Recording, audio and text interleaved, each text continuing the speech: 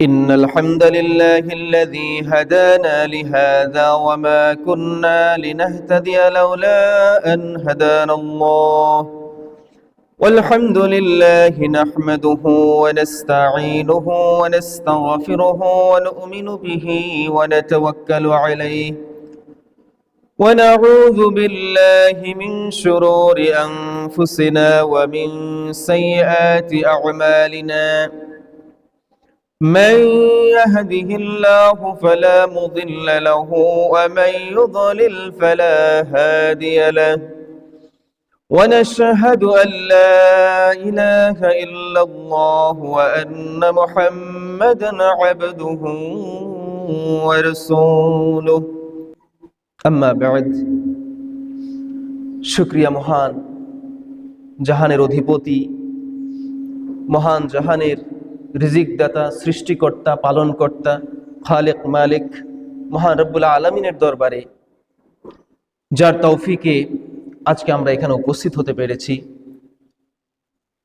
এবং প্রশংসা এই জন্য যিনি আমাদেরকে অত্যন্ত বরকতপূর্ণ একটি মাস দেখার উপভোগ করার এবং এই মাসটিকে ইবাদতের মাধ্যমে মহান রবের দেওয়া অফার গ্রহণ করার সুযোগ করে দিয়েছেন। এই জন্য তার কালিমত শুকর আদায় করে নিচ্ছি আলহামদুলিল্লাহ।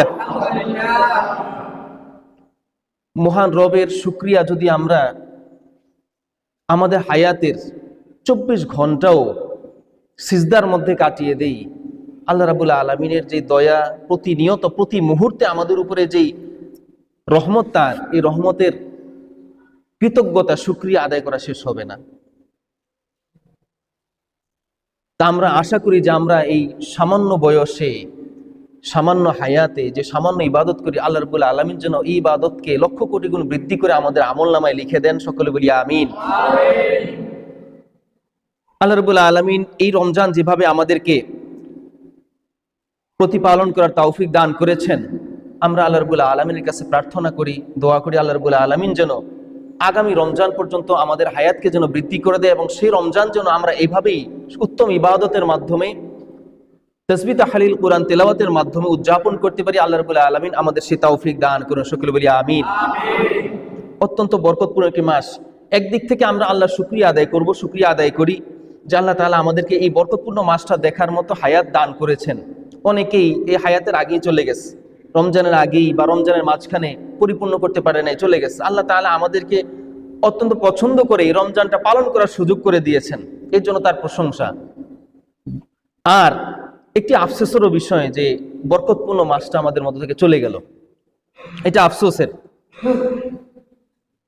শয়তানকে শৃঙ্খলিত করা হয় প্রথম রোজা যেদিন রমাদান কারিমের এই মাসের চন্দ্র উদিত হয়, সেদিন সেই রাত থেকেই শয়তান শৃঙ্খলিত হয়। আর যখনই শাওয়ালের চাঁদ দেখা গেল, শয়তানকে মুক্ত করে দেওয়া হয়েছে। তা আমরা এতদিন শয়তানের ওয়াসওয়াসা থেকে, শয়তানের কুমন্ত্রণা থেকে মোটামুটি মুক্ত ছিলাম, আল্লাহ আমাদেরকে নিরাপদ রেখেছেন। তো এখন তো আবার শয়তান আমাদের পিছনে পড়ে যাবে, তো এটা আমাদের জন্য আফসোসের বিষয়। যাই হোক, আল্লাহ রাব্বুল আলামিনের কাছে আমরা তৌফিক চাই, আল্লাহ যেন আমাদেরকে সকল প্রকার কুমন্ত্রণা থেকে, জিন এবং মানব জাতির কুমন্ত্রণা থেকে আমাদেরকে যেন বাকি মাসগুলো হেফাজত করেন। সকলে বলি আমিন। গত রাত্রিও ছিল আমাদের জন্য একটি গুরুত্বপূর্ণ রাত। আবার আরেকটি বরকতের বিষয় হলো, আমাদের এইবারের রমাজান কারিমটি 5টি জুমা সমৃদ্ধ ছিল। 5টি জুমা আমরা পেয়েছি, যেটাও মুসলমানের ছোটখাটো একটি ঈদ, সাপ্তাহিক ঈদ বলা হয়েছে হাদিসে। আর গত যে রাতটি আমরা পার করলাম, ঈদ উল ফিতরের রাত, এই রাতটিও অত্যন্ত গুরুত্বপূর্ণ একটি রাত। আল্লাহ রাসূল সাল্লাল্লাহু আলাইহি ওয়াসাল্লাম হাদিসে বলেছেন, মান আহিয়াল লায়ালিয়াল খামস ওয়াজাবাত লাহুল জান্নাহ। যে ব্যক্তি 5টি রাত জেগে ইবাদত করবে, ইবাদতে কাটাবে, 5টি রাত জাগ্রত থাকবে, তার জন্য আল্লাহর জান্নাত ওয়াজিব হয়ে যাবে। সুবহানাল্লাহ ওয়া বিহামদিহি। সে 5টি রাত কি? লাইলাতুত তারবিয়াহ, যেটা হলো জিলহজ মাসের 8ম তারিখ রাত্র। 2 নম্বর লাইলাতুল আরাফা, আরাফার রাত, যেটা হলো জিলহজ মাসের 9 তারিখ, অর্থাৎ পরপর 2 রাত।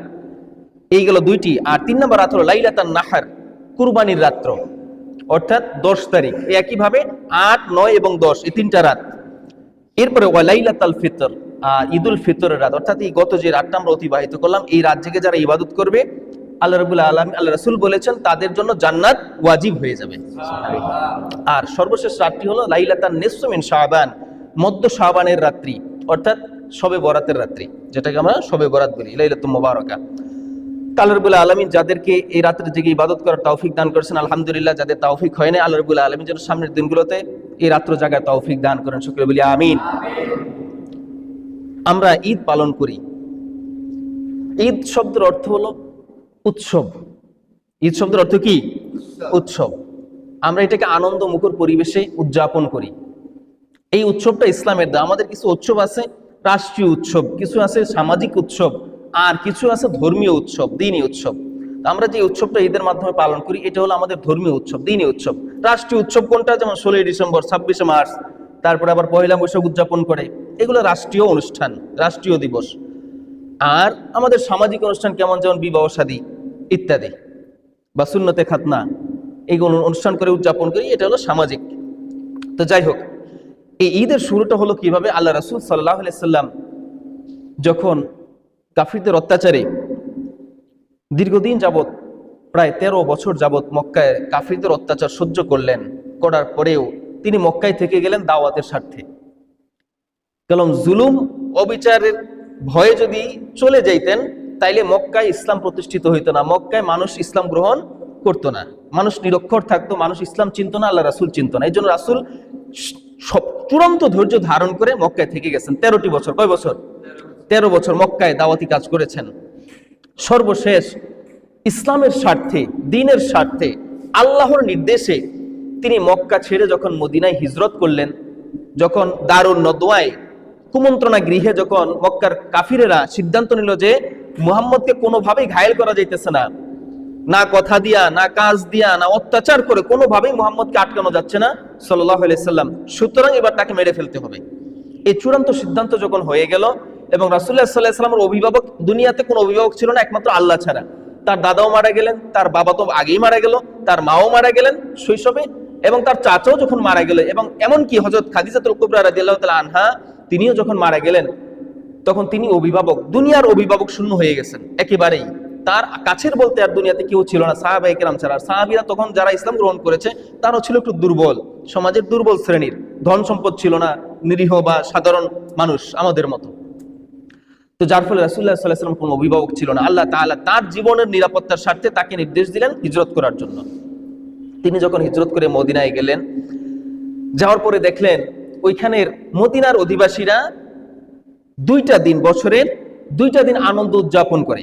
কয়টা দিন? রাসূলুল্লাহ সাল্লাল্লাহু আলাইহি ওয়াসাল্লাম জিজ্ঞেস করলেন যে তো এই 2টা দিন কি?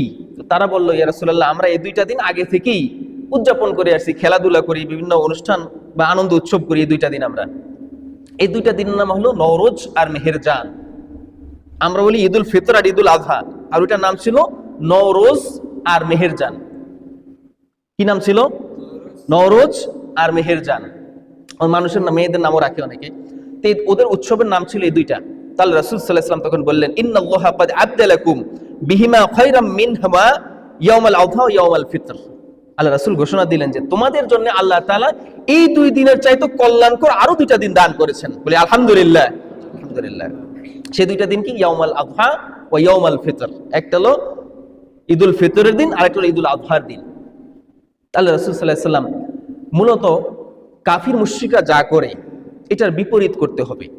আল্লাহ রাসূল বলেছেন, খালিফুল ইয়াহুদা ওয়ান নাসারা, তোমরা ইহুদি নাসারারা যা করে সেটার বিপরীত আমল করো। কিন্তু আমরা করি কি? ইহুদি নাসারারা যেটা করে আমরাই সেটা করি। ওরা যেভাবে উদযাপন করে আমরাও সেভাবে উদযাপন করি। আমাদের ধর্মীয় দ্বীনি অনুষ্ঠানগুলো এখন অনেকটা ওদের ধাঁচের হয়ে গেছে। ওয়েস্টার্ন, পশ্চিমাদের কালচার দেখে, ভারতীয় কালচারগুলো দেখে দেখে, হিন্দু খ্রিস্টানদের কালচার দেখে দেখে ওই ধাঁচে আমরা করি। আমাদের যে ধর্মীয় উৎসবগুলা, ঈদ উদযাপন করে অনেক সময় গান বাদ্য বাজনা দিয়া, সিনেমা দিয়া, আবার বিয়ের অনুষ্ঠান করে ডেক্স বাজায়া, গান বাজায়া, আবার গায়ে হলুদের মাধ্যমে। এগুলো আসছে কোত্থেকে? ওয়েস্টার্ন কালচার থেকে, ভারতীয় কালচার থেকে এগুলো আমাদের মধ্যে ঢুকে গেছে। অথচ আল্লাহ রাসূল বলেছেন কি? খালিফুল ইয়াহুদা ওয়ান নাসারা, তোমরা ইহুদি এবং নাসারাদের বিপরীত করো। রাসূল আমাদেরকে নির্দেশ করছেন জুতা পায়ে দিয়ে নামাজ পড়ো। জুতা আমরা কি পরি? জুতা পায়ে দিয়ে নামাজ পড়ি না। এই জুতা পরা যাবে না যে জুতাটা একদম পায়ের গিরাসহ ঢেকে থাকে, অরিজিনাল চামড়ার জুতা, ওইটা পরে মানুষ বাইরেও হাঁটতো, আবার মসজিদেও নামাজ পড়তে আসতো তখনকার সময়ে। তাহলে রাসূল এটা কেন বলেছেন? এটা বলেছিলেন কারণ ইহুদিরা, ওরা খ্রিস্টানেরা জুতা খুলে নামাজ আদায় করতো, ইবাদত করতো, ওরা কখনোই জুতা পরিধান করতো না। এই জন্য যেহেতু ওরা পা খুলে নামাজ আদায় করে, যেন আল্লাহ রাসূল বলেছেন ওদের বিপরীত করতে হবে। ওরা যেহেতু জুতা খুলে নামাজ পড়ে, আমাদের জুতা পরে নামাজ পড়তে হবে। এরপরে ওরা ইবাদত গৃহে ডাকতো ঘন্টা বাজাইয়া, এখনো ঘন্টা বাজাই ডাকে। তাহলে রাসূল সাল্লাল্লাহু আলাইহি ওয়াসাল্লাম বিপরীতে একটা আমল চাচ্ছিলেন যে কোনটার মাধ্যমে আমরা এইভাবে ডাকতে পারি। তখন তো আর এসব মাইক ছিল না, কিসের মাধ্যমে আমরা ডাকবো? তখন এরকম সাউন্ডই ছিল। মানুষকে আকর্ষণ করার কয়েকটা উপায় ছিল। একটা হলো পাহাড়ের চূড়ায় গিয়ে আগুন ধরায় দেওয়া, মানুষ দেখলে ওইখানে চলে যেত, কিছু একটা ঘটছে, ওইখানে একটা আয়োজন আছে, কোথাও চলে যেত। আবার অথবা ওই যে ঢোল তবলা বাজায়া মানুষকে ডাকতো। তো যাই হোক, আল্লাহ রাসূল সাল্লাল্লাহু আলাইহি ওয়াসাল্লামের মনে একটা আকুতি ছিল যে আমরা কিভাবে মানুষকে ডাকতে পারি আজান, মসজিদের দিকে, আজান নামাজের দিকে। আল্লাহ রাব্বুল আলামিন তো তার মনের খবর জানেন। তিনি কয়েকজন সাহাবীকে রাসূলুল্লাহ সাল্লাল্লাহু আলাইহি ওয়াসাল্লাম সহ একই রাতের স্বপ্নে এই আজানের শব্দগুলো শুনিয়ে দিলেন। সুবহানাল্লাহ। এই যে আজানের শব্দগুলো আমরা দিই, আল্লাহু আকবার, তারপরে আশহাদু আল্লা ইলাহা ইল্লাল্লাহ, আশহাদু আন্না মুহাম্মাদুর রাসূলুল্লাহ, হাইয়া আলাস সালাহ, হাইয়া আলাল ফালাহ, তারপরে ফজরের আজান আসসালাতু খায়রুম মিনান নাওম, আল্লাহু আকবার, লা ইলাহা ইল্লাল্লাহ। এই সবগুলো শব্দ প্রত্যেক কয়েকজন সাহাবীকে একই রাত্রে পরপর আল্লাহ রাব্বুল আলামিন স্বপ্নে দেখাই দিয়েছেন। এরপর থেকে এটার মাধ্যমেই তারা মসজিদের দিকে ডাকতেন।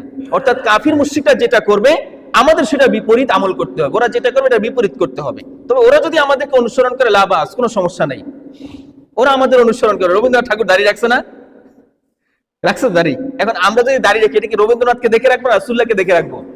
রাসূলুল্লাহকে আমরা অনুসরণ করবো, রাসূলের। এবার আমাদেরকে যদি কেউ অনুসরণ করে সেটা তাদের বিষয়, ভালো, কিন্তু আমরা কোনো ইহুদির আসারাদেরকে অনুসরণ করবো না। আল্লাহ রাসূল সাল্লাল্লাহু আলাইহি ওয়াসাল্লাম দেখেন মদিনায় গিয়ে ওদের দুইটা উৎসব তিনি পাল্টাই দিলেন যে না, তোমরা এই দুইটা উৎসব, জাহিলি যুগের যেহেতু এই উৎসবগুলা জাহিলিয়াতের সময়ের, এই উৎসবগুলা পালন করা যাবে না। আল্লাহ তাআলা এর চাইতে উত্তম উৎসব তোমাদেরকে দুইটা দান করেছেন, সেটা হলো ঈদুল ফিতর আর ঈদুল আযহা। তাহলে আমরা তখন থেকেই এই উৎসবগুলা পালন করে আসছি।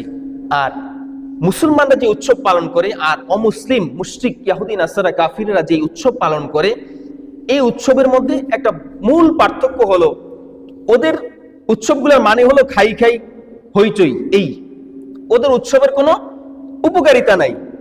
যত পারো খাও, যত পারো ফুর্তি করো, যত বড় ফুর্তি করো, দুনিয়াটা মস্ত বড়, জীবনটা শেষ হয়ে যাবে, ওরা মনে করে মাটির সাথে মিশে যাবো, এই জন্য ফুর্তি করে। কিন্তু ইসলামের উৎসবগুলো এরকম না। ইসলামের উৎসবগুলো হলো স্যাক্রিফাইসের উৎসব। হযরত ইব্রাহিম আলাইহিস সালাম, আমরা যে ঈদুল আযহা পালন করি, কুরবানির ঈদ পালন করি, কুরবানি মানে কি? উৎসর্গ করা। কুরবানি মানে কি? উৎসর্গ করা, উৎসর্গের ঈদ। আমাদের আনন্দটা হবে উৎসর্গের মাধ্যমে, একটা প্রাণীর উৎসর্গের মাধ্যমে। আমরা আল্লাহর সন্তুষ্টির জন্য একটা প্রাণীর জীবন উৎসর্গ করে আমরা ঈদ পালন করি, ত্যাগ। এটা হলো আল্লাহর সন্তুষ্টির উদ্দেশ্যে। এরপরে কি করি? এই যে কুরবানি করলাম, কুরবানির মাংসটাকে আবার একটা অংশ শুধু আমি নিজে খাবো না, এর একটা অংশ দান করব, প্রতিবেশীকে দান করব, আর একটা অংশ আমার আত্মীয় স্বজনকে খাওয়াবো। এই যে সকলকে নিয়ে একত্রিত হয়ে উৎসব পালন করা। এরপরে দেখেন রোজার ঈদে আমরা একাকী উৎসব পালন করব না, এখানেও ইবাদতের মাধ্যমে। নামাজ, প্রথমে কি আমরা নামাজ পড়তে আসবো, তার আগে ফিতরা আদায় করতে হবে, সদকাতুল ফিতরা আদায় করতে হবে। আমি আমার টাকা পয়সা আছে, আমি একাই উৎসব পালন করবো, একাই আনন্দ ফুর্তি করবো, আর আশেপাশের মানুষ না খেয়ে থাকবে, এরকমটা যেন না হয়। ইসলাম সবসময় সবাইকে একত্রিত করতে চায়। আমাদের সুখ দুঃখ সবকিছু সবাইকে ভাগ করে দিতে হবে, আর দুঃখ না পারি আমার সুখটাকে সবাইকে ভাগ করে দিতে হবে। এই জন্য ঈদের দিন যেহেতু আমরা সুখে আছি, ভালো উদযাপন করতেছি, নতুন পোশাক পরিধান করতেছি, এটা খাওয়া দাওয়া করতেছি, এই জন্য আশেপাশে এটাকে ভাগ করে নিতে হবে। আমাদের আশেপাশে যারা গরিব মিসকিন আছে এদেরকে এই সদকাতুল ফিতর দানের মাধ্যমে আমাদের উৎসবটাকে পালন করব আমরা। তো ইসলামের উৎসবটা এরকম, সবসময় ইবাদত, স্যাক্রিফাইস করা আর সকলকে একত্রিত করা। এইটা হলো ইসলামের উৎসবের মূল বৈশিষ্ট্য। এটার একটা সুন্দর চমৎকার বিষয় হলো সবাই এটার আনন্দের ভাগ পায়। কিন্তু কাফির মুশরিকরা যে উৎসব পালন করে এটার ভাগ কেউ পায় না। ওরা নিজেরাই কিনে, নিজেরাই খায়, নিজেরাই ফুর্তি করে। তো দানশীলতার বা আশেপাশের প্রতিবেশীকে দান সদকা করা, এটার মধ্যে সামিল করার কোনো সুযোগ তাদের নাই। ইসলামের উৎসবটা সবসময় এরকম, নামাজ পড়বো, আল্লাহর শুকরিয়া আদায় করব, আশেপাশের মানুষকে খাওয়াবো, আত্মীয় স্বজনকে খাওয়াবো, আর ত্যাগের মাধ্যমে আমরা ঈদ উদযাপন করবো, আনন্দ উদযাপন করবো। যাই হোক, আল্লাহ রাব্বুল আলামিন আমাদেরকে তার। আর আরেকটা বিষয় এখানে, সেটা হলো অনেকেই বলেন, অনেকেই দেখি, অনেক কিছু কিছু আলেম ওলামারা দেখি বলা শুরু করছে যে ঈদের সময় নতুন পোশাক কেনা বেদাত। ঈদের সময় নতুন পোশাক কেনা বেদাত। এখানে আমরা নতুন পোশাক কিনি কি এই পোশাক কেনাটাকে ইবাদত মনে করি আমরা? না, আমরা আনন্দ করতে যাব, একটা নতুন পোশাক গায়ে দিয়ে, পরিচ্ছন্ন পোশাক গায়ে দিয়ে যাব। আল্লাহ তাআলা কুরআনে বলছেন, খুযু যিনাতাকুম ইনদা কুল্লি মাসজিদিন, তোমরা যখনই মসজিদে যাবা তোমাদের সুন্দর পোশাক পরিধান করে যাবা। সুবহানাল্লাহ। কি বলছেন? যখনই তোমরা মসজিদে যাবা, খুযু যিনাতাকুম, তোমাদের সৌন্দর্যের পোশাক। লিবাস মানে হলো সাধারণ পোশাক, আর যিনাতুন হলো সুন্দর পোশাক। যিনাতুন মানে কি? সুন্দর পোশাক, উত্তম পোশাক। খুযু যিনাতাকুম, তোমাদের উত্তম পোশাক পরিধান করো। ইনদা কুল্লি মাসজিদিন, প্রত্যেক মসজিদের কাছে, অর্থাৎ যেখানেই তোমরা নামাজ পড়তে যাবা, যখনই নামাজ পড়তে যাবা তোমাদের উত্তম পোশাক পরিধান করবা। তো আমাদের অভ্যাস হলো কি, এমপি সাহেব আসছে, চেয়ারম্যান সাহেব আসছে, কোন অনুষ্ঠান হইতেছে, বিয়ের অনুষ্ঠান হইতেছে, নতুন পোশাক কিনে যাই, পরে যায়, কিন্তু মসজিদে আসে সব থেকে নোংরা পোশাকটা পইরা। সবাই না, কেউ কেউ এরকম করে, যারা সাধারণত নামাজ পড়ে না, জুমার নামাজ পড়তে আসে, একদিন নামাজ পড়বো খালি সপ্তাহে, নতুন পোশাক পরে ময়লা করবো কি জন্য, ধোয়া পোশাক পরে ময়লা করবো কি জন্য, ময়লা পোশাক যেটা সেটাই পরে যাই। না, নামাজ পড়তে আসতে হবে উত্তম পোশাক পরে। উত্তম পোশাক মানে যে নতুন পোশাকের বিষয়টা এরকম না, আমার যে পোশাকটা আছে এটাকে একটু পরিষ্কার পরিচ্ছন্ন করে ধুয়ে মুছে পাক সাফ করে আনবো। আর যাদের সামর্থ্য আছে এরা উত্তম পোশাক পরিধান করো, একটা নতুন পোশাক পরিধান করলো, সমস্যা কোথায়? আমরা বিয়ের অনুষ্ঠানে নতুন পোশাক কিনি, খতনার অনুষ্ঠানে নতুন পোশাক কিনি, তারপরে স্বাধীনতা দিবস বা বিভিন্ন দিবস, পয়লা বৈশাখে নতুন পোশাক কিনে উদযাপন করি, সেটা দুনিয়ার অনুষ্ঠান। আর যে অনুষ্ঠানটা আল্লাহ নির্ধারিত, এই অনুষ্ঠানে আমি নতুন পোশাক পরে আসবো, এটা বিদআত হবে। এটা যে বলছে সেই তো বিদআত। নতুন পোশাক পরিধানে কোনো বাধা নেই ইবাদতের ক্ষেত্রে। আর এটা আনন্দের দিন, এই আনন্দটা উদযাপনের কোনো সীমা পরিসীমা নাই। একটা সীমা আছে, শুধুমাত্র শরীয়তের সীমা লঙ্ঘন করা যাবে না। আমার দুনিয়ার যত কর্মকাণ্ডের মাধ্যমে আমি আনন্দ পাই সব করতে পারবো, শুধু শরীয়ত বিরোধী যেন না হয়। যত ইচ্ছা আনন্দ করেন এই দিনে, আল্লাহ দিনটা নামই দিয়েছেন কি ঈদ, আনন্দের দিন, উৎসবের দিন। যতটুকু পারি আমি আনন্দ উদযাপন করবো, সুখে থাকবো, কান্নাকাটি করবো না, দুঃখ দুর্দশায় পড়বো না, আনন্দ উদযাপন করবো, সকলকে আনন্দ দেওয়ার চেষ্টা করব, কিন্তু এটা যেন শরীয়তের সীমা লঙ্ঘন না হয়, এইটা চিন্তা করে আমাদের উৎসব করতে হবে। যাই হোক, আল্লাহ রাব্বুল আলামিন আমাদেরকে সেই বুঝে আমল করার তৌফিক দান করুন, সকলে বলি আমিন। আল্লাহ সুবহানাহু ওয়া তাআলা ঈদুল ফিতরের দিন ফেরেশতাদেরকে বলেন, হে আমার ফেরেশতারা, তোমরা বলো যেই ব্যক্তি বা যেই কর্মচারী তার মালিকের দেওয়া দায়িত্ব পরিপূর্ণভাবে পালন করলো, এখন তার সাথে করণীয় কি আছে? তখন ফেরেশতারা উত্তর করে, হে আল্লাহ, যে ব্যক্তি তার মালিকের দায়িত্ব পরিপূর্ণভাবে পালন করলো, উচিত হচ্ছে মালিকের তাকে পরিপূর্ণভাবে এটার প্রতিদান দান করা। আল্লাহ তাআলা বলেন, দেখো 30টা দিন বা 29টা দিন আমার এই বান্দারা উপবাস থেকেছে, সামনে খাবার ছিল, খাবার গ্রহণ করে নাই, পানি ছিল, পানি গ্রহণ করে নাই, স্ত্রী সম্পর্কে হারাম করেছে বলে স্ত্রীর সাথে মেলামেশা করে নাই। আবার এই 30 দিন সারাদিন উপবাস থেকে রাত্র জেগে আবার ইবাদত করছে, তাহাজ্জুদ পড়ছে, কুরআন তেলাওয়াত করছে, তারাবির নামাজ নিয়মিত পড়েছে। তারা আমার দায়িত্ব পুরোপুরি ভাবে পালন করেছে, চূড়ান্ত ভাবে পালন করেছে। এখন আমি কি করতে পারি? তাহলে ফেরেশতারা তোমরা সাক্ষী থাকো, আজকে যারা এই 30টা দিন রোজা রাখলো, তারাবির নামাজ পড়লো, আবার ঈদের দিন এসে তারা আনন্দ ফুর্তি বাদ দিয়ে আমার ইবাদতের জন্য ঈদগাহের মাঠে চলে আসলো, ঈদের নামাজের জন্য চলে আসলো, এখানে যারা আসলো আমি তাদের সকলকে ক্ষমা করে দিলাম। সুবহানাল্লাহ বিহামদি। আল্লাহ রাব্বুল আলামিন যেন তার এই ক্ষমাপ্রাপ্ত যারা ক্ষমা পেল এই সমস্ত বান্দাদের মধ্যে আমাদেরকে অন্তর্ভুক্ত করে নেন, সকলে বলি আমিন। আমিন। এই জন্য বলি, আমরা ঈদের দিন সবাই এদিক সেদিক ঘোরাফেরা করে, রাস্তাঘাটে ঘোরাফেরা করে, অথচ আল্লাহ তাআলা এখানে ডাকতে থাকেন। সমস্ত রাস্তার অলিতে গলিতে একদল ফেরেশতা, আল্লাহ নির্ধারিত ফেরেশতা, এরা শুধু ঈদের সময় আসেন। এই ঈদুল ফিতরের দিন দুনিয়ার জমিনে আসেন, এসে সমস্ত রাস্তার অলিতে গলিতে দাঁড়িয়ে যান। আর যেখানেই রোজাদাররা না ঈদের ময়দানে আসতে থাকে তাদেরকেই তারা সম্বর্ধনা দেন। এইটা দুনিয়ার দৃষ্টিতে আমরা যদি দেখি, আমরা একজন মুআজ্জাজ মেহমান আসলে যেভাবে তাকবীর ধ্বনি দেই, আহলান সাহলান মুআজ্জাজ মেহমান, নারে তাকবীর, আল্লাহু আকবার বলে যে ধ্বনি দেই, অমুক ভাইয়ের আগমন, স্বাগতম, শুভেচ্ছা, এভাবে যেভাবে তাকে সম্বোধন করি, আরেকটু ভালো হইলে কি দুই পাশে মানুষ দাঁড়ায় থাকে, ফুলের তোড়া নিয়ে ফুলের মালা গলায় দিয়ে দেই, আবার কেউ ফুলের কুড়ি ছিটিয়ে দেই। ঠিক ফেরেশতারাও এইভাবেই রোজাদার বান্দাদেরকে যারা ঈদের মাঠে আসে তাদেরকে এইভাবে সম্বর্ধনা দেন। সুবহানাল্লাহ। তো এই যে একটা মর্যাদা, একটা সম্মান, এই সম্মানটা ফালায় রেখে আমরা এমনিতেই রাস্তাঘাটে ঘোরাফেরা করি, এটা কি উচিত? এটা উচিত না। আমাদের উচিত বছরে মাত্র 2টা দিন আমরা সারা দিন রাত বাজারে ঘাটে পরিবারে পরিজনে আড্ডা দেই, কিন্তু এই 2টা দিন আনন্দ করবো, একসাথে আসবো। ওই যে বললাম না, আমাদের ঈদের বৈশিষ্ট্য হলো এটা, সবাই একসাথে আসবে, একসাথে উদযাপন করবে। এই জন্যেই আল্লাহ তাআলা বছরে সপ্তাহে একটা দিন জুমার দিন রাখছেন, যেটা ঈদের দিন। ঈদের নামাজ, জুমার নামাজ মসজিদ ছাড়া কোথাও হবে না। জুমার নামাজ পড়তে হলে অবশ্যই মসজিদে আসতে হবে, সপ্তাহে একটা দিন।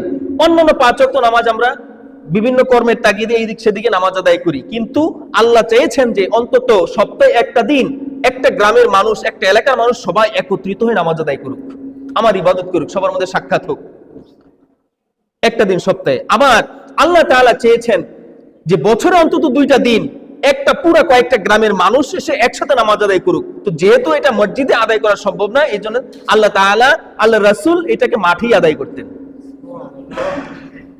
মসজিদে নববীতে এক রাকাত নামাজের অসংখ্য অগণিত নামাজের সওয়াব আল্লাহ তাআলা আমলনামায় লিখে দেন। কোন কোন বর্ণনায় পাওয়া যায় 50,000 রাকাতের, কোন কোন বর্ণনায় পাওয়া যায় 1 লক্ষ রাকাতের, কোন কোন বর্ণনায় পাওয়া যায় 500 রাকাতের সওয়াব। তো কম তো না, একেবারে 500 রাকাত। এক রাকাত পড়লে কত রাকাত? মিনিমাম 500 রাকাতের সওয়াব আল্লাহ আমলনামায় লিখে দেন। সেই জায়গায় আল্লাহর হাবিব, তাইলে আমরা যদি 2 রাকাত ঈদের নামাজ মসজিদে নববীতে পড়ি, তাহলে সওয়াব হয় কয় রাকাত? কয় রাকাতের? 1000 রাকাতের হওয়ার কথা না? কিন্তু আল্লাহর হাবিব সাল্লাল্লাহু আলাইহি ওয়াসাল্লাম সেটা বাদ দিয়ে ঈদের মাঠে নামাজ পড়ছেন। যেহেতু মসজিদ তো ছোট, এখানে তো কয়েক গ্রামের কয়েক এলাকার মানুষ একসাথে নামাজ আদায় করতে পারবে না। ওইটাকে রাসূলুল্লাহ সাল্লাল্লাহু আলাইহি ওয়াসাল্লাম সারা জীবন যতদিন বেঁচে ছিলেন ঈদের নামাজ মাঠেই পড়েছেন। শুধু একটা দিন রাসূলের জীবনে পাওয়া যায় তিনি বর্ষার কারণে মাঠে নামাজ পড়তে পারেন নাই, এই জন্য মসজিদে নামাজ আদায় করেছেন। তাহলে বোঝা যায় রাসূলের সমগ্র জীবন যদি আমরা বিশ্লেষণ করি, ঈদের মাঠে নামাজ আদায় করা সুন্নত। এরপরে যদি বর্ষা হয় বা কোনো কারণে মাঠের অসংকুল অবস্থা থাকে, তাহলে মসজিদে আদায় করতে হবে। তো যাই হোক, এই যে আল্লাহ চান যে বছরে 2টা দিন অন্তত আশেপাশের গ্রামের মানুষ যাদের সাথে আমাদের দেখা হয় না, সাধারণত কাজে কর্মে ব্যস্ত থাকি, তারা সবাই মিলে যাতে একটা দিন অন্তত দেখা হয়। মাঠে আসে সবার সাথে সবার দেখা হয় না, সালাম কালাম হয়, কোলাকুলি হয়, মুসাফাহা হয়। অনেকে ঢাকা থেকে আসে, চিটাগাং থেকে আসে, আশেপাশের গ্রাম থেকে আসে। যাই হোক, আল্লাহ রাব্বুল আলামিন এই ঈদের নামাজগুলোকে আমাদেরকে একত্রিত হয়ে ঈদগাহের মাঠে আদায় করার তৌফিক দান করুন, সকলে বলি আমিন। আজকে যেহেতু বর্ষা বাদল মুখর দিন, এই জন্য আমরা এটাও রাসূলের সুন্নাত যে বর্ষা হলে মসজিদে নামাজ আদায় করা। তো যাই হোক, এই দিন যারা এখানে আসছে আল্লাহ তাআলা সকলকে ক্ষমা করে দেন, আলহামদুলিল্লাহ। আর এটাকে বলেছিলাম ঈদুল ফিতর। ফিতরুন শব্দের অর্থ হলো ইফতার গ্রহণ করা, ভেঙে ফেলা। ফিতরুন শব্দের অর্থ হলো ভেঙে ফেলা, রোজা ভঙ্গ করা। আমরা যেহেতু এই ফিতরের দিন, ঈদুল ফিতরের দিনে আমাদের রোজা ভেঙে ফেলি, অর্থাৎ আমাদের রোজা 30টা দিন রাখছিলাম, এই দিনটা আমরা রোজা রাখলাম না, রোজা ছেড়ে দিলাম। এই জন্য এটাকে বলা হয় ঈদুল ফিতর, রোজা ভঙ্গের ঈদ, রোজা ভঙ্গের ঈদ। তো ঈদুল ফিতরের দিনে আল্লাহ সুবহানাহু ওয়া তাআলা আমাদের উপরে ফিতরা ওয়াজিব করছেন। সংক্ষেপে বলি, মাথা পিছু আমাদের বর্তমান রাসূলুল্লাহ সাল্লাল্লাহু আলাইহি ওয়াসাল্লাম 5টা জিনিস দ্বারা ফিতরা আদায় করতেন। কয়টা জিনিস? 5টা। 1 নম্বর হলো গম, 2 নম্বরে জব, 3 নম্বরে খেজুর, 4 নম্বরে কিশমিশ, আর 5 নম্বরে পনির। এর মধ্যে সবথেকে বাংলাদেশে এখন বর্তমান সবথেকে কম দাম হলো আপনার গম, 65 টাকা মধ্যম মানের গমের কেজি। আর সবথেকে বেশি দাম হলো পনির, অনেক দাম এটার। তো যাই হোক, রাসূলুল্লাহ সাল্লাল্লাহু আলাইহি ওয়াসাল্লাম যখন গম দিতেন তখন আধাসা গম দিতেন। আধাসা হলো বর্তমান বাংলাদেশে 1 কেজি 650 গ্রাম, আর একসা সমান হলো 3 কেজি 700 গ্রাম, 3 কেজি 300 গ্রাম, 3 কেজি 300 গ্রাম হলো একসা, আর আধাসা হলো 1 কেজি 650 গ্রাম। রাসূলুল্লাহ সাল্লাল্লাহু আলাইহি ওয়াসাল্লাম আদাসা গম দিতেন, আর যখন খেজুর দিতেন, পনির দিতেন, কিশমিশ দিতেন, এগুলা দিতেন যখন, তখন ওইটা দিতেন 1 সা করে। বুঝতে পারছেন? যেটা দামি সেটা দিতেন 1 সা করে, আর যেটা কম দামি সেটা দিতেন আধা সা। বিষয়টা কি কেমন লাগে না? যেটা কম দাম সেটা তো একটু বাড়িয়ে দেওয়ার কথা, কিন্তু না, তখনকার গমের দাম ছিল বেশি। তখনকার আরবে গমের দাম ছিল বেশি, বেশিরভাগ মানুষ গম খাইতো, যার ফলে এটার দাম ছিল বেশি। পনির, খেজুর, কিশমিশ এগুলার ব্যবহার ওই গমের চাইতে কম হইতো, যার ফলে আর গমটা বেশি প্রয়োজনীয় ছিল, সবাই গম খাইতো, তো গম এটা কাজে লাগতো। এই জন্য রাসূলুল্লাহ সাল্লাল্লাহু আলাইহি ওয়াসাল্লাম গমটাই দিতেন, আর ওইটা আধা সা দিতেন। আর পনির, খেজুর, কিশমিশ এগুলো যখন দিতেন, এগুলো 1 সা অর্থাৎ 3 কেজি 300 গ্রাম দিতেন। তো হানাফি মাযহাব মতে, আমরা যে মাযহাবের অনুসরণ করি, হানাফি মাযহাব মতে ফিতরা নগদ টাকা দিয়ে আদায় করা উত্তম। রাসূলুল্লাহ যদিও নগদ টাকা দিয়ে আদায় করেন নাই, কিন্তু তখনকার সময়ে আমরা যে টাকা পয়সা ব্যবহার করি, টাকা দিয়ে ধান, চাল, গম, আটা এগুলা কিনি, তখনকার সময়ে এই মুদ্রার চাইতে বেশি গুরুত্বপূর্ণ ছিল ওই জিনিসগুলা, খেজুর, কিশমিশ, তারপরে পনির, গম, জব, এগুলাকে অনেকে ওই আরব দেশে ওরা আপনার মুদ্রা হিসেবে ব্যবহার করতো। যেমন একজন মানুষ সারাদিন কাজ করছে, তাকে 10টা খেজুর দিয়ে দিত, একজন মানুষ 1 ঘন্টা কাজ করছে, তখন তার ঘড়ি ছিল না, অনুমান করে যে এইটুকু কাজ করে দাও, তোমার আমি 5টা খেজুর দেবো, এইটুকু কাজ করে দাও, এত বালতি পানি কূপের থেকে তুলে দাও, তোমাকে আমি 2টা খেজুর দেবো। তখন টাকা পয়সার ব্যবহার কম ছিল, এই খেজুর, পনির, কিসমিস এগুলাই মুদ্রা হিসেবে ব্যবহার হইতো, যার ফলে ওইটাই দান করতেন, ওইটাই মানুষের প্রয়োজন ছিল, বেশি বেশি ব্যবহার করতো মানুষ। কিন্তু এখন তো আর ওই কেউ খেজুর দিলে সে কি খাবে? 1-2টা খাবে, বাকিটা কি করে বিক্রি করে দিবে অথবা ফ্রিজে ফালাই রাখবে। পনির, কিসমিস এগুলা দিলে এগুলা খাবে না। কিসমিস কয়জনে খায়? মনে চাইলে একটা মুখে দেওয়া যায়, বেশি খাওয়া যায় না। তো এগুলার ব্যবহার আমাদের মধ্যে কম। এই জন্য হানাফি মাযহাব মতে উত্তম হলো যে আমরা এটা যদি গরিবকে দেই, মিসকিনকে দেই, দিলে সে কি করবে? এটা নিয়ে বাজারে বিক্রি করার চেষ্টা করবে, বিক্রি করে ওইটা দিয়ে কিছু ধান বা কিছু চাল নিয়ে আসলো, কিছু চিনি নিয়ে আসলো, এটা পায়েস তৈরি করবে। তো এত কষ্ট করার দরকার কি? আমি যদি এটা 100 টাকায় কিনি, সেইটাকে 50 টাকা বা 60 টাকা বিক্রি করবে, এখানে আরো লস হইলো। সুতরাং এর চাইতে উত্তম হলো আমাদের দেশে এখনকার বর্তমানে নগদ টাকা দিয়ে দেওয়া। ওই আদাসা গমের যে দাম বা 1 খেজুরের যে দাম বা 1 পনিরের যে দাম, আমরা ওই পরিমাণ সম্পদ টাকা তাদেরকে নগদ দিয়ে দিই, এটাই তাদের দ্বারা বেশি উপকার হবে। এটা হানাফি মাযহাব মতে। অন্যান্য মাযহাব মতে তাদের মতামত হলো যেহেতু রাসূল টাকা দিয়ে দেন নাই, সুতরাং টাকা দিয়ে দেওয়া জায়েজ হবে না। তবে আমাদের মাযহাব মতে টাকা দিয়ে দিতে হবে, টাকা দিয়ে দেওয়াই উত্তম। কেউ যদি ওগুলা দিয়ে আদায় করে হয়ে যাবে, তবে টাকা পয়সা নগদ টাকা দিয়ে দেওয়াই উত্তম। আর প্রত্যেক মাথা পিছু এটা আদায় করতে হবে ঈদের মাঠে আসার আগেই। ঈদের মাঠে আসার আগে এটা আদায় করে দিতে হবে।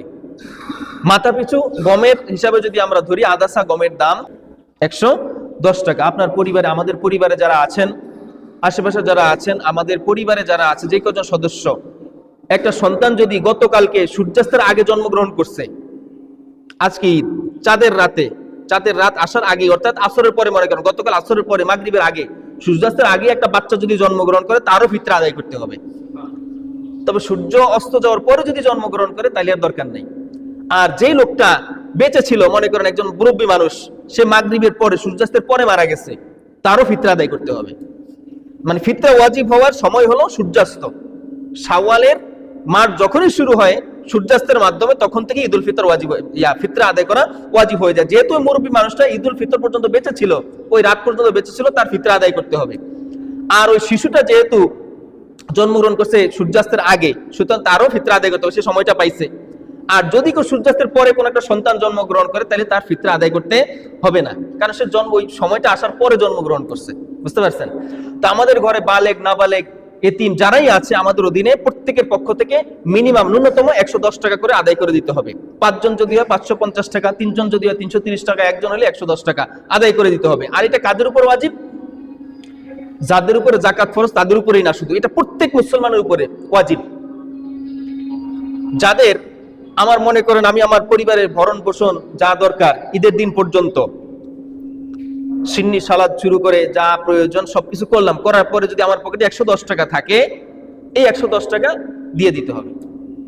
অর্থাৎ সব ভরণ পোষণ শেষ করে যদি আমার কাছে 110 টাকা পরিমাণ টাকা থাকে, সম্পদ থাকে, ওই টাকাটা ফিতরা হিসেবে দিয়ে দিতে হবে।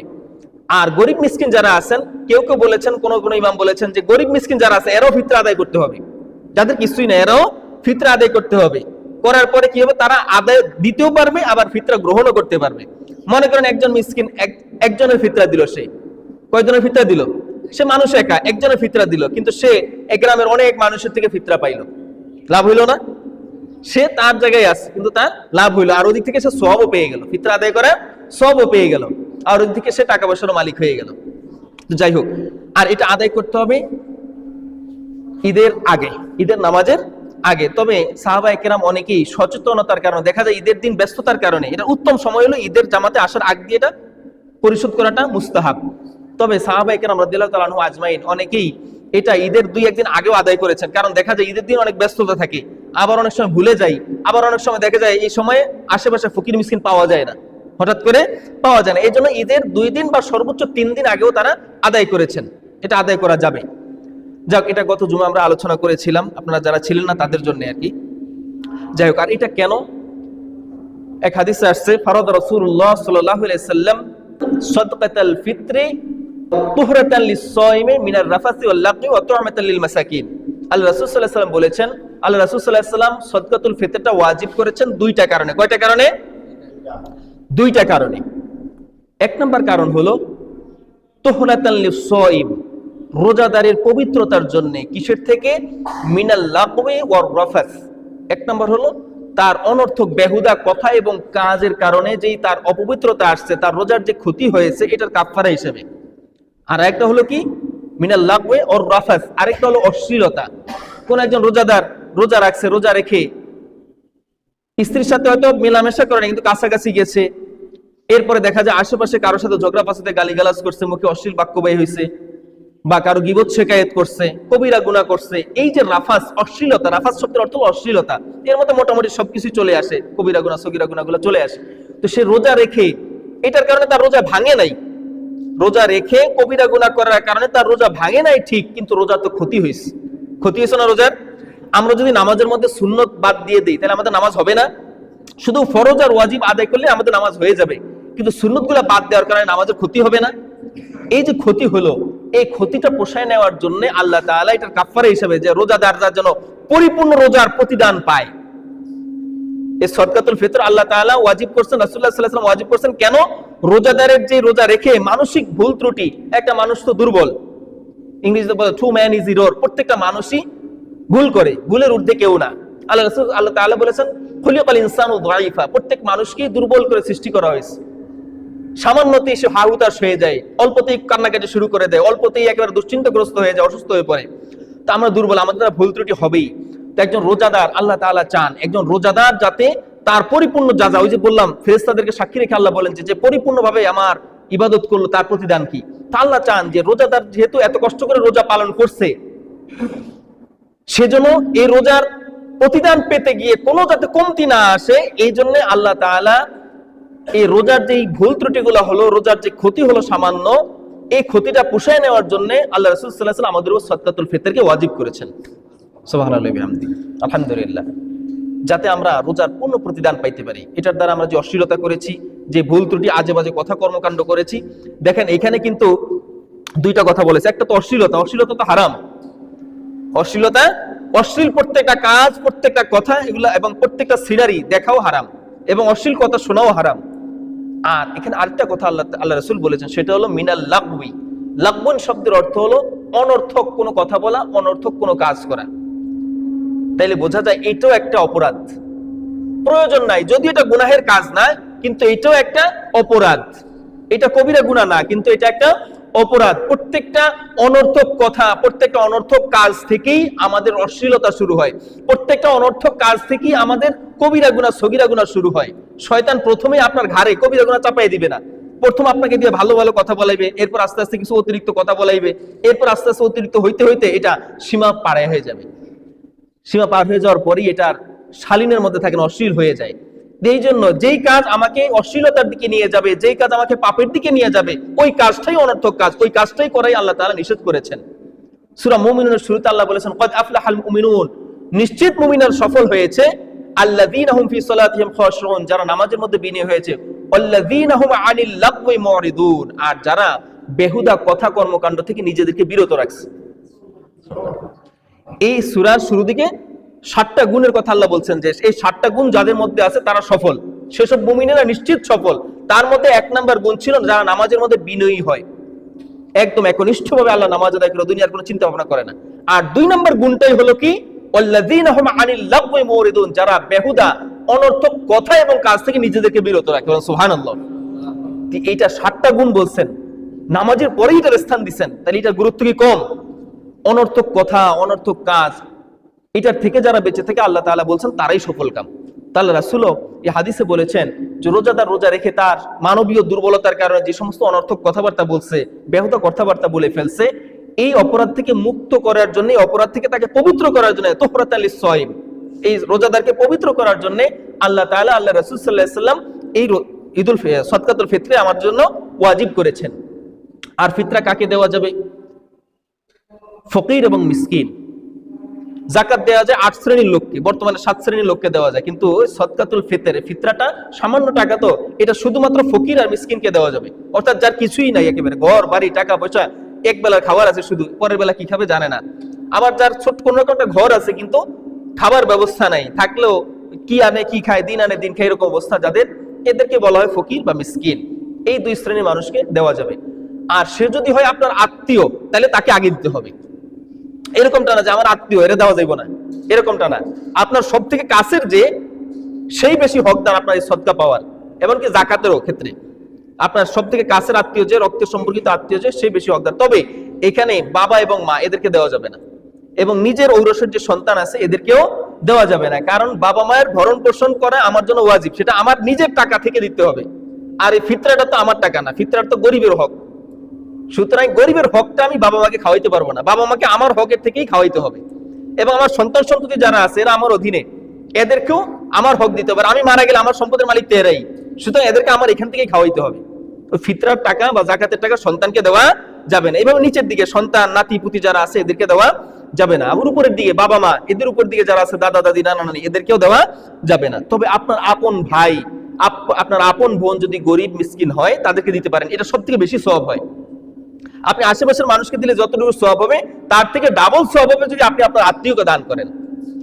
কারণ সেখানে আপনি আত্মীয়তার হক রক্ষা করলেন, আবার সদকাতুল ফিতরও আদায় করলেন, দুইটা সওয়াব আল্লাহ আপনাকে লিখে দিবেন ডাবল। এরপর আপনার ভাই বোন যদি না থাকে তাইলে একটু কাছের যারা আছে, আশেপাশের ভাই বোনের ছেলে মেয়ে যারা আছে তাদেরকে দিতে পারেন। এভাবে কাছের দেখে দেখে দিতে হবে। যাই হোক, আল্লাহ রাব্বুল আলামিন আমাদেরকে যথাযথভাবে সদকাতুল ফিতর আদায় করার তৌফিক দান করুন, সকলে বলি আমিন।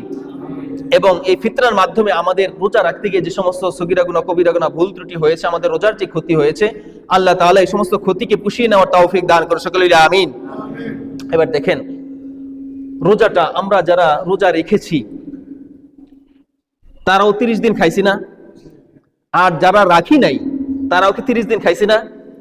হয়তো একটা বেলা আমরা না খেয়েছিলাম যারা রোজা রেখেছি, আর যারা রোজা রাখে নাই এরা একটা বেলা অতিরিক্ত খাইছে। এখন আপনার আশেপাশে যারা আছে, মজার জন্য বলি, আপনার আশেপাশে যারা রোজা রাখে নাই তারে সহ আপনি যাবেন একটু গিয়া, ওই যে ওয়েট মাপে না, ওয়েট মাপার মেশিন দেখছেন, ওজন মাপে, যে মানুষের ওজন মাপে, ওইখানে গিয়ে মাপ দিবেন যে তোমার গায়ে কত কেজি গোস্ত আছে, আমার গায়ে কত কেজি গোস্ত আছে, একটু দেখি। তুমি 30 দিন 3 বেলা করে খাইছো, তোমার গায়ে কত কেজি গোস্ত হয়েছে, আর আমি যে এক বেলা না খেয়ে থাকলাম, আমার গায়ে কত কেজি গোস্ত হয়েছে, একটু দেখি। এটা অবিশ্বাস্য বিষয়। অনেক আগে, অনেক বছর আগে, মানে 2013-14 সালের দিকে আমি রোজার ঈদের আসার আগে মাপ দিছিলাম, আমার ওজন 56 কেজি ছিল। রোজার পরে গিয়ে তখন কুষ্টিয়া পড়াশোনা করতাম, রোজার পরে গিয়ে মাপ দিলাম, আমার ওজন 2 কেজি আরো বেড়ে গেছে। ভাবছিলাম যে কমে যাবে, কিন্তু ওজন বেড়ে গেছে। তো বেশি খাইলেই যে শরীরের বেশি শক্তি হয়, বেশি গোস্ত হয়, বেশি চর্বি হয়, বেশি শক্তি হয়, বিষয়টা এরকম না। আমরা যে যা খাই এটার পুরাটা কি ভালো জিনিস খাই আমরা? এর অধিকাংশই এটার মধ্যে অপ্রয়োজনীয় জিনিস, অপ্রয়োজনীয় খাবার, ভেজালে খাবার। দুনিয়াতে এখনকার যুগে আর কোনো মানুষ না খেয়ে মারা যায় না। মানুষ মারা যায় ওভার ইটিং এর কারণে, বেশি খাওয়ার কারণে মানুষ মারা যায়। গ্যাস্ট্রিক হয় কি জন্য? না খাওয়ার কারণে না, ওভার ইটিং এর কারণে গ্যাস্ট্রিক। আপনি যে পরিমাণ খাবার খান আপনার স্টোমাক এটা হজম করতে পারে না, যার ফলে এটা পেটের মধ্যে থাকে, পচে যায়, গ্যাস হয়। ওই গ্যাস হয়ে আবার ওইটা আপনার পাশের স্টোমাকের পাশে এটা আক্রান্ত করে ঘা হয়, আলসার হয়, যার ফলে এখান থেকে গ্যাস্ট্রিক শুরু হয়। তো বোঝা গেল না খেয়ে থাকার কারণে গ্যাস্ট্রিক হয়। অনেকে গ্যাস্ট্রিকের জন্য রোজা রাখি না। রোজা না রাখলে কি গ্যাস্ট্রিক বন্ধ হয়ে যায়? তারপর তো গ্যাস্ট্রিক ওষুধ খাওয়া লাগে। তো আপনি রোজা রাখেন, কষ্ট তো রোজা রাখলেও করতে হইতেছে, রোজা না রাখলেও করতে হইতেছে। আসলে এগুলা শয়তানের ওয়াসওয়াসা। এগুলা কিসের ওয়াসওয়াসা? যদিও রোজার মাসে শয়তানকে বন্দী করে ফেলা হয়, তারপরেও মানুষ শয়তান। আমি বলছিলাম যে মানুষ আল্লাহর দেওয়া সীমা অতিক্রম করে, মাঝে মধ্যে শয়তানের ওয়াসওয়াসায় পড়ে। কিন্তু যখন মানুষই শয়তানে পরিণত হয় তখন আর শয়তান তার কাছে আসা লাগে না, সে 24 ঘন্টাই আল্লাহর অবাধ্যতার মধ্যে কাটিয়ে দেয়। নাউজুবিল্লাহ। আল্লাহ আমাদেরকে হেফাজত করুন, সকলে বলি আমিন।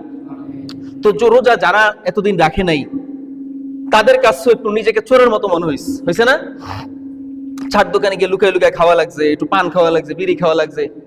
মানে কিছু কিছু মানুষ আছে যারা দুপুরবেলা ভাত খায় নাই, তারপর রোজা রাখে নাই।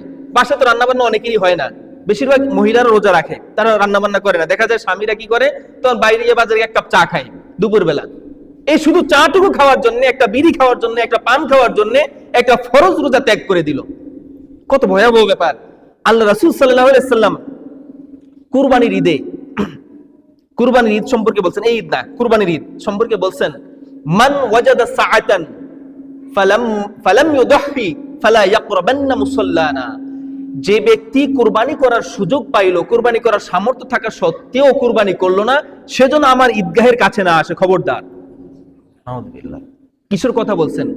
কুরবানির কথা। কুরবানির সুযোগ পাইছে, এরপর কুরবানি করলো না, অথচ কুরবানি করা ওয়াজিব। কুরবানি করা কি ওয়াজিব। সামর্থ্য থাকলে কুরবানি করা ওয়াজিব, সামর্থ্য না থাকলে ওয়াজিব না।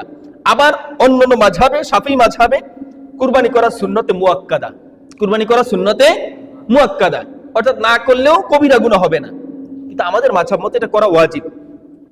আর এই যে রমজানের রোজা, এটা কোনো তৌফিক নাই, প্রত্যেকের উপরে ফরজ। ধন সম্পদ, ধন সম্পদ থাকলে কুরবানি করতে হয়, না থাকলে করা লাগে না। আর রোজা ধন সম্পদ থাকুক বা না থাকুক, এটা সর্বাবস্থায় ফরজ। আর কেউ যদি রাখতেও না পারে কোনো অসুস্থতার কারণে, ওজরের কারণে, এটা পরবর্তীতে তাকে কাজা আদায় করতে হবে, এটা মাফের কোনো সুযোগ নাই। আর যদি মুরব্বী হয় যে আর সুস্থ হওয়ার সম্ভাবনা নাই, একটা অসুস্থ রোগী সুস্থ হওয়ার সম্ভাবনা থাকে না, আল্লাহ তৌফিক দিলে রোজার পরে সুস্থ হয়ে যেতে পারে, সে রোজার পরে ওটা আদায় করে নিবে। কিন্তু যে একেবারে বৃদ্ধ হয়ে গেছে কিন্তু জীবিত আছে, সে তো আর জোয়ান হওয়ার সুযোগ নেই। আছে বৃদ্ধ মানুষ কি জোয়ান হয় কখনো? দেখছেন আপনারা? দেখি নাই। তো যেহেতু সে এখন রোজা রাখতে পারতেছে না, ভবিষ্যতেও পারবে না, সুতরাং তার জন্য ফিদিয়া আদায় করে দিতে হবে, কিন্তু রোজার কোনো মাফ নাই। তো আল্লাহর রাসূল দেখেন ওই সুন্নত মুআক্কাদা বা ওয়াজিবের জন্য আল্লাহর রাসূল অর্ডার করছেন, নিষেধ করছেন যে কেউ যেন যে কুরবানি করলো না সামর্থ্য থাকার পরেও সে যেন আমার মুসল্লার কাছে, ঈদগাহের কাছে না আসে, খবরদার। এটা ছিল সুন্নতের জন্য। আর এই যে রোজা ফরজ, এইটার জন্য কিন্তু রাসূল এরকম নিষেধ করেন নাই। কেন করেন নাই? আমার বিশ্বাস যে রাসূলের বিশ্বাস ছিল যে কুরবানি হয়তো কেউ ধন সম্পদের লোভে পড়ে নাও করতে পারে, টাকা পয়সা এটা কুরবানি করলে শেষ হয়ে যাবে, এই লোভে পড়ে নাও করতে পারে, কিন্তু রোজা ফরজ, এটা কোনো মুসলমান মনে হয় ত্যাগ করবে না। রাসূলের বিশ্বাস ছিল হয়তো যে আমার উম্মত কখনোই ফরজ রোজা ত্যাগ করবে না, এই জন্য তিনি এটার জন্য ধমক দেন না। সুন্নতের জন্য এত বড় ধমক, আর এটার জন্য তো কেমন ধমক দেওয়ার কথা ছিল, কিন্তু আল্লাহ রাসূল এটা বলেন না। তার হয়তো দৃঢ় বিশ্বাস ছিল যে আমার উম্মত কখনো রোজা ত্যাগ করবে না, অথচ আমরা সেই রোজা ত্যাগ করছি অনাহুত, অপ্রয়োজনীয়, অকারণে। সুস্থ দিব্যি সুস্থ মানুষ রোজা রাখে না। আল্লাহ রাব্বুল আলামিন আমাদের মধ্যে যারা এই বছর রোজা রাখতে পারে না, আগামী বছর যেন তারা রোজা রাখতে পারে, সকলে বলি আমিন। আল্লাহ যেন তাদের সে তৌফিক দান করে, সকলে বলি আমিন। তো রোজাদাররা এতদিন যেভাবে ওই চোরের মতো ছিল, লুকায় লুকায় খাইছে, আজকেও ঈদের মাঠে, ঈদগাহে আসছে, হয়তো দেখা যায় তারাও একটু লজ্জা বোধ করতেছে। আমরা তাদেরকে লজ্জা দিই না। আল্লাহ রাব্বুল আলামিন হয়তো সামনের ঈদগুলোর জন্য, সামনের রোজাগুলোর জন্য তাদেরকে কবুল করেন, সকলে বলি আমিন। তো আজকেও তারা আসছে, তারাও একটু লজ্জাবোধ, ইতস্তত বোধ করছে, কারণ ঈদটা হলো কার জন্য? রোজাদারের জন্য। ওনাদের জন্য আনন্দের, কিন্তু রোজাদারদের মূলত এটা রোজাদারদের জন্যই তো আবশ্যক হয়েছে। ঈদুল ফিতর, রোজা ভঙ্গের ঈদ, এটা নাম দিছে কি আল্লাহ তাআলা? রোজা ভঙ্গের ঈদ। তো রোজা যে রাখেই নাই, সে ভঙ্গ করবে কি? তার তো ঈদই নাই। আমরা যারা রোজা রাখছি, এতদিন রোজা এখন ভঙ্গ করলাম, এইটা মূলত আমাদের জন্য, আর আমরা তাদেরকেও শরীক করলাম। আল্লাহ যেন তাদেরকেও শরীক রাখে, সকলে বলি আমিন। আগামী রোজাগুলোতে, ঈদগুলোতে যেন তারাও শরীক থাকতে পারে, আল্লাহ যেন সে তৌফিক দান করে, সকলে বলি আমিন। তো এই হলো রোজাদারদের অবস্থা। আর এই যে আমরা রোজা পালন করি, এটা শুধু একটা মাসের জন্য না, এটা আমাদের সারা জীবনের জন্য একটা রুটিন, একটা শিক্ষা। আর রোজাটা দুই ধরনের ইবাদত। কয় ধরনের ইবাদত? আমরা ইবাদত জানি কয়েক প্রকারের। একটা হলো আর্থিক ইবাদত, একটা হলো কিসের ইবাদত? আর্থিক বুঝুন তো, টাকা পয়সার ইবাদত। ওই যেমন যাকাত দেওয়া, দান সদকা করা, এটা হলো আর্থিক ইবাদত, টাকা পয়সার ইবাদত। দুই নাম্বার হলো জিসমি, শারীরিক ইবাদত। দুই নাম্বার কি? একটু কথাবার্তা বললেন, রেসপন্স না পেলে আমি তো বুঝবো কেমন আপনারা শোনেন না শোনেন, বুঝেন কি না বুঝেন। এক নাম্বার হলো আর্থিক ইবাদত, এক নম্বরে টাকা পয়সার ইবাদত, যেমন যাকাত দেওয়া, দান সদকা করা। দুই নাম্বার হলো শারীরিক ইবাদত, দুই নম্বরে শারীরিক ইবাদত। আর তিন নাম্বার হলো নফসি, নফসগত ইবাদত, তিন নম্বরে। তো সাধারণত ওলামায়ে কেরাম দুইটা ভাগে ভাগ করছে, একটা হলো আর্থিক আর একটা হলো শারীরিক। আর আমরা যে হজ করতে যাই, এটার মধ্যে আর্থিক ইবাদতও আছে, শারীরিক ইবাদতও আছে, কারণ এখানে টাকা পয়সাও খরচ হয় 6 থেকে 7 লক্ষ টাকা। আবার শরীরও কষ্ট হয়, এখানে অনেক কাজ করা লাগে। হজ কিন্তু এই যে বৃদ্ধ বয়সে আমরা অনেকে যাই, এটা কিন্তু হজের বয়স না, আসলে একেবারে 80-90 বছর বয়স হওয়ার পরে যাই, যাওয়া উচিত যুবক বয়সে, কারণ ওইখানে যে কঠিন কাজ, দৌড়াদৌড়ি, বিয়া করা লাগে অনেক, এটা কিন্তু বৃদ্ধ বয়সে পারা যায় না। তো যাই হোক, এটা শারীরিক এবং আর্থিক ইবাদত। আর রোজাটা হলো আমাদের শারীরিক ইবাদত। রোজাটা কি ইবাদত? শারীরিক। এটার মধ্যে আমাদের শরীর থেকে ক্ষয় হয়, শরীর থেকে কিছু যায়, আমরা শরীরকে আল্লাহর জন্য উপবাস রাখি, খাবার থেকে বিরত রাখি। আর আরেকটা দিক হলো এটা নফসি, আত্মাগত, রূহগত ইবাদত। দুই নম্বরে রূহগত ইবাদত। এটার মাধ্যমে আমরা আমাদের আত্মাকে কন্ট্রোল করি। আমরা সারা বছর যা ইচ্ছা তাই খাই, মনে চাইলে হালাল খাই, মনে চাইলে একটু হারাম খাই, মনে চাইলে একটু ভালো জিনিস খাই, মনে চাইলে একটু বিড়ি সিগারেট খাই, মনে চাইলে একটু পান খাই, মনে চাইলে একটু জর্দা খাই। আবার অনেকে মন চাইলে মদ গাঁজা আজে বাজে জিনিস খায়, আবার মন চাইলে ভালো জিনিসও খায়। কিন্তু রোজার ফলে এটা কন্ট্রোলে চলে আসে। কিভাবে? দেখেন, রোজার কারণে আমরা যখন রোজা রাখি তখন কিন্তু অনেক হালাল জিনিসও আমাদের জন্য হারাম হয়ে যায়। আমরা যে ভাত খাই, এটা কি হালাল না হারাম? অন্য সময় 11টা মাস যে আমরা ভাত খাই, খাবার খাই, গোস্ত খাই, গরু খাই, মাংস খাই, এটা কি হালাল না হারাম? হালাল। কিন্তু রোজার সময়, রোজার দিন এটা খাওয়া কি হালাল হবে? হবে না। রোজাদার অবস্থায় এটা খাওয়া জায়েজ নাই, এটা হারাম হয়ে যায়। তো আল্লাহ তাআলা এই হালালটাকেও হারাম করে দিয়ে আমাদেরকে এইটাই ট্রেনিং দেন যে ঠিক এইভাবে তোমাদের উপরে যে বাকি 11 মাস যে হারাম খাওয়া, তোমাদের উপরে শরীয়ত বহির্ভূত খাবার খাওয়া যে হারাম করেছি, ওইটা থেকেও ঠিক এইভাবে তোমরা বিরত থাকবা। আর এটা শুধু তোমার শরীরকে না, এটা তোমার নফসকেও, যে সমস্ত পাপ থেকে এইভাবে আমার নফসকে আমি বিরত রাখবো। নফসের শিক্ষা কেমন? একটা তো খাবার থেকে আমরা বিরত থাকি। রোজার কিন্তু দুইটা শর্ত। কয়টা শর্ত? একটা হলো খাবার থেকে বিরত থাকা, এটা হলো শরীরকে বিরত রাখা, শরীরকে কষ্ট দেওয়া বা শরীরকে খাবার থেকে বিরত রাখা। আর 2 নাম্বারটা হলো নফস, সেটা হলো স্ত্রী সহবাস থেকে বা স্ত্রীর মেলামেশা থেকে নিজেকে বিরত রাখা। এটা শরীরের সাথে না, কিন্তু এটা হলো নফসের সাথে। খাবার দাবার হলো আমার শরীরের সাথে সম্পর্কিত, আর আমাদের যে স্ত্রীর সাথে মেলামেশা করি এটা হলো নফসের সাথে সম্পর্কিত। এটার দ্বারা নফস তৃপ্ত হয়, নফস তৃপ্তি লাভ করে, আমাদের শরীর তৃপ্তি লাভ করে না। এর দ্বারা তৃপ্তি লাভ করে কি? আমার মন, মস্তিষ্ক, আমার নফস। সুতরাং নফসকেও কন্ট্রোল করতে হবে, আমার শরীরকেও কন্ট্রোল করতে হবে, আমার খাবারকেও কন্ট্রোল করতে হবে, আমার নফসকেও কন্ট্রোল করতে হবে। রোজার মূল 2টা শিক্ষা হলো এই 2টা, যে নিজের শরীরকেও খারাপ ভক্ষণ করা থেকে নিজেকে বিরত রাখতে হবে, আর খারাপ চিন্তা, কুচিন্তা থেকেও নিজেকে বিরত রাখতে হবে। তো এই যে রোজা, আমরা 12টা মাস, 1টা মাস রোজা রাখি, এই রোজাটা শুধু রোজার সময়ের জন্য না, এই রোজাটা হচ্ছে আমাদের বাকি 11 মাসের জন্য ট্রেনিং। আমরা আমাদের মধ্যে যারা দুর্বল, আমাদের যারা শিক্ষক বা বিভিন্ন পেশায় আছে, সরকারি বা আধা সরকারি বা বেসরকারি পেশায় আছে, এদেরকে দেখবেন ট্রেনিং দেয়, প্রশিক্ষণ দেয়। প্রশিক্ষণ দেয় না? প্রশিক্ষণের নাম শুনছেন না? বিভিন্ন সময় বিভিন্ন প্রশিক্ষণ দেয়। এই যে তারা এবার নির্বাচনে ডিউটি করছে, এদেরকেও কিন্তু নিয়ে 2 দিন বা 1 দিন ট্রেনিং দিচ্ছে, বাংলায় বলে প্রশিক্ষণ। এটা কেন দেয়? যাতে ওইটা পারদর্শিতার সাথে, ওই আপনার নির্বাচনের দিন এটা পারদর্শিতার সাথে সঠিকভাবে এটা দায়িত্ব পালন করতে পারে। ঠিক রোজাটা হচ্ছে মুসলমানদের জন্য, দুর্বল আমরা যারা দুর্বল মুসলমান আছি এদের জন্য এটা ট্রেনিং।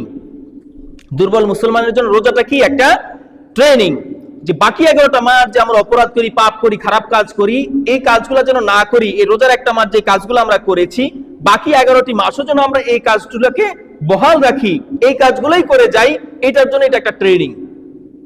রোজাটা শুধু হয়তো খালি সেহরি খাবো না, কিন্তু অন্যান্য সময় আমরা সেহরির সময় উঠে তাহাজ্জুদে নামাজ আদায় করব। বুঝতে পারছেন? তো রোজাটা শুধুমাত্র 1টা মাস নয়, রোজাটা পুরো বছরের একটা রুটিন। পুরো বছরের একটা, আমরা যারা স্কুল কলেজ বা মাদ্রাসায় পড়ি তাদের জন্য একটা রুটিন দেয় না? প্রতিষ্ঠান থেকে রুটিন দেয় না? যে রবি সোম মঙ্গলবার অমুক বই নিয়ে আসবা, বুধ বৃহস্পতিবার অমুক বই নিয়ে আসবা, আর অমুক পড়াগুলা পড়ে আসবা। এই রুটিনের বাইরে চলে গেলে পড়াশোনাও হয় না, আর কিছু শেখাও হয় না। তো আমাদের জন্য 1টি মাস ছিল একটা রুটিন। এই রুটিনের মধ্যে আমরা এতদিন যা করেছি, বাকি 11টি মাস আমরা সেই কাজগুলোই যেন করি। আল্লাহ তাআলা এটি আমাদের থেকে চান। আল্লাহ রাব্বুল আলামিন আমাদের সকলকে করার তৌফিক দান করুন, সকলে বলি আমিন। তো রোজার মূল যে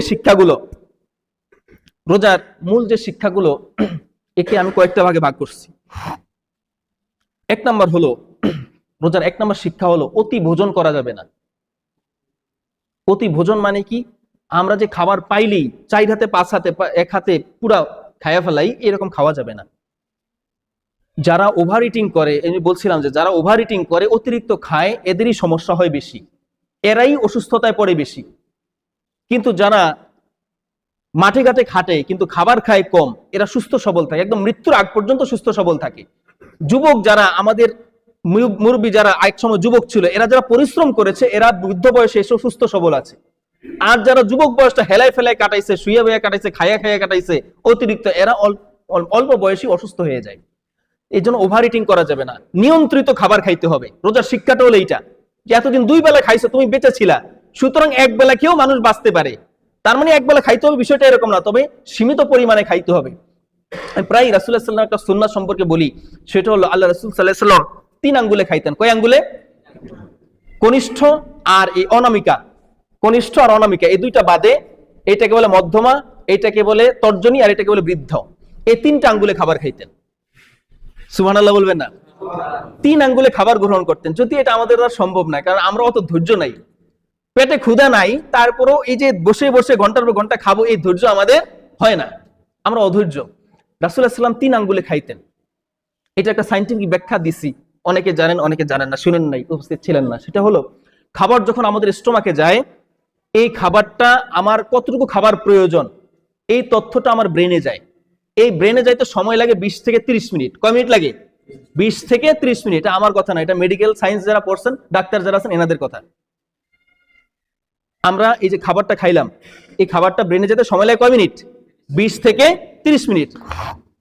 কিন্তু আমরা যে খাবার শুরু করি, খাবার শেষ করতে গিয়ে আমাদের 20 মিনিট সময় লাগে, মিনিমাম 8 থেকে 10 মিনিট, সর্বোচ্চ গেলে 15 মিনিট আমাদের খাওয়া মোটামুটি শেষ হয়ে যায়। আর এরপরে যদি আমরা খাইতেই থাকি 4-5 প্লেট, তাইলে আধা ঘন্টা লাগতে পারে। তো আমরা খাবার শেষ করার আগেই কিন্তু, এই তথ্য ব্রেনে যাওয়ার আগেই কিন্তু আমার খাবার শেষ। তথ্য ব্রেনে যাওয়ার আগে কি আমার খাওয়া? অনেক সময় দেখবেন 2 প্লেট ভাত, আপনার ক্ষুধা লাগছে, 2 প্লেট ভাত খাইতেছেন, খাইয়া ফেলছেন, আপনার মনে হয় না যে এখনো পেট ভরছে। পেট যে ভরছে আপনার মনে হয় না, কিন্তু 2 প্লেট খাওয়ার পরে যখন উঠে যাবেন, একটু শুইবেন, তখন দেখবেন হাঁটাচলা করতে পারতেছেন না। কারণ কি? কারণ ওই যে 20 মিনিট পরে আপনি খাবার খাওয়ার পরেও যে 10 মিনিট সময় ছিল, ওই 10 মিনিট পার হওয়ার পরে আপনার পেটের তথ্যটা ব্রেনে গেছে, যাওয়ার পরে ব্রেন বলতেছে তুমি তো বেশি খাইয়া ফেলাইছো। তো এখন কি আর কিছু করার আছে? বমি করে এটা বের করা যাবে? সুযোগ নাই। এই জন্য আল্লাহ রাসূল সাল্লাল্লাহু আলাইহি ওয়াসাল্লাম 3 আঙ্গুলে খাইতেন। 20 থেকে 30 মিনিট সময় লাগতো, যাতে আস্তে আস্তে খাইলে একটা পর্যায়ে গিয়ে তার ব্রেন সাড়া দেয় যে না, তোমার খাওয়া হয়ে গেছে, আর খাবার গ্রহণ করার প্রয়োজন নাই। সুবহানাল্লাহ বলবেন না? রাসূলের প্রত্যেকটা সুন্নাহের মধ্যে এইভাবে সায়েন্স আছে। আল্লাহ তাআলা আমাদের জন্য এইভাবে সায়েন্স দিয়ে রাখছেন। তো যাই হোক, এই জন্য নিয়ন্ত্রিত খাবার খাইতে হবে। মন চাইলে একেবারে ক্ষুধা লাগছে বলে 4-5 প্লেট খেয়ে ফেললাম, এটা না। পেটের 3 ভাগের 1 ভাগ খাইতে হবে। যাই হোক, 2 নম্বর শিক্ষা হলো, অনাহারী যারা আছে আমাদের সমাজে, যারা ঠিকমতো খাবার খাইতে পারে না, এদের প্রতি সিম্প্যাথি দেখানো, এদের প্রতি একটু দয়াশীল হওয়া, এদের প্রতি সদাচরণ করা। যে আমি একটা দিন, এক বেলা, শুধুমাত্র একটা বেলা না খেয়ে থাকার কারণে আমার যে কি কষ্ট হয়েছে, আমার আশেপাশে যারা এরকম না খেয়ে থাকে, 2 বেলা খাবে, 1 বেলা খেয়ে থাকে, তাদেরও তো এরকম কষ্ট হয়, তাদের প্রতি আমরা একটু দয়ালু হব। এটা হলো রমজানের 2য় শিক্ষা। 3 নম্বর শিক্ষা হলো কুচিন্তা, খারাপ চিন্তা থেকে, আমি একটু সংক্ষেপ করতেছি, খারাপ চিন্তা থেকে নিজেকে, নিজের মন মস্তিষ্ককে বিরত রাখতে হবে। আমরা যেমন খাবার থেকে, স্ত্রী সম্ভোগ থেকে নিজেকে বিরত রাখতে পারছি, নিজের অন্তরকে কন্ট্রোল করতে পারছি, নিজের নফসকে কন্ট্রোল করতে পারছি যে এই কাজগুলো করা যাবে না, এই খাবারটা গ্রহণ করা যাবে না, এটা আমরা পারছি না করতে। যারা রোজাদার ছিলেন, আমাদের নফসকে আমরা কন্ট্রোল করতে পারছি না। খাবার সামনে ছিল, কিন্তু আবার খাবার গ্রহণ করেছি? করি নাই। ঠিক বাকি 11টা মাসও আমরা আমাদের কুচিন্তা, খারাপ চিন্তা থেকে নিজের মন মস্তিষ্ককে হেফাজত করব। আল্লাহ রাসূল সাল্লাল্লাহু আলাইহি ওয়াসাল্লাম বলেছেন, ইয়াকুমুয যান্না ইন্নায যান্না আকযাবুল হাদিস, তোমরা কুধারণা করো না, কুধারণা থেকে বেঁচে থাকো, কারণ কুধারণাটাও একটা মিথ্যা কথা।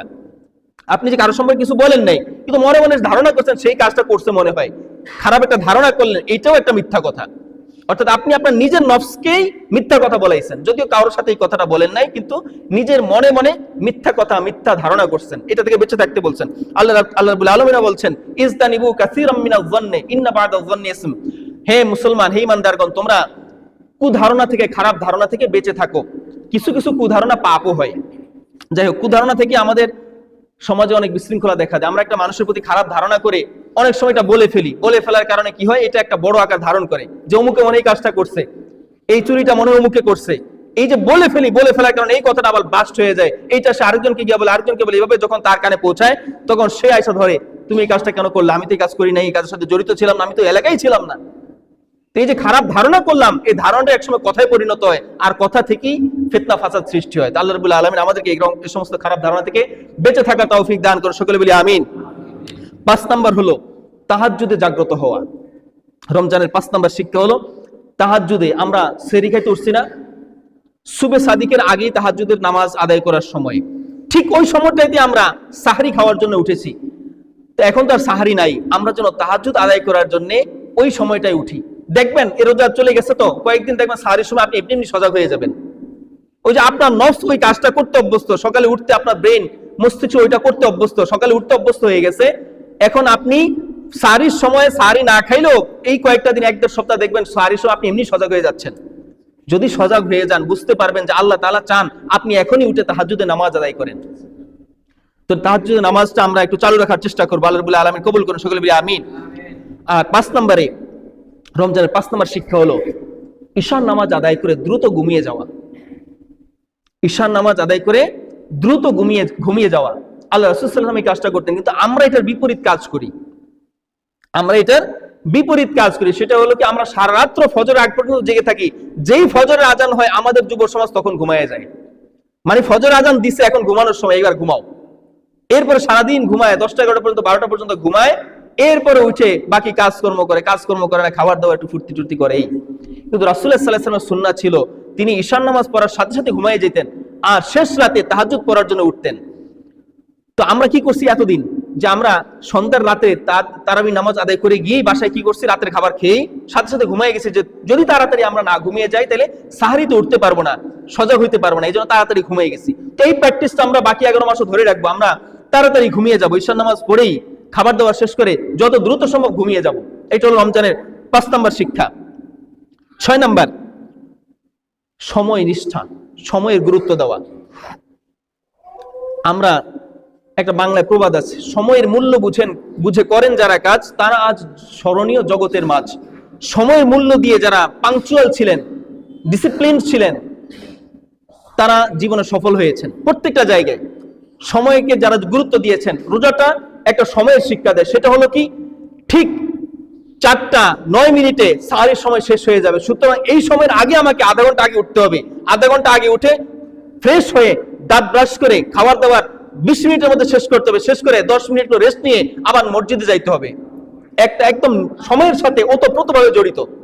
এই সময় ত্যাগ করা মানে আমি সেহরি থেকে বঞ্চিত হয়ে গেলাম, ঠিক কিনা? একদম সময়ে পুঙ্খানুপুঙ্খ সময় ফলো করে আমরা চলছি না এতদিন।